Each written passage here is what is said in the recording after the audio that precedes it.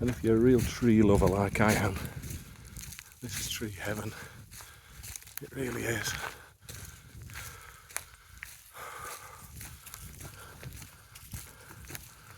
The volume of mature, old beech, just gnarled up. And again, because it's on the top of at least 1,000-metre hillside, a lot of them have been really gnarled by the wind.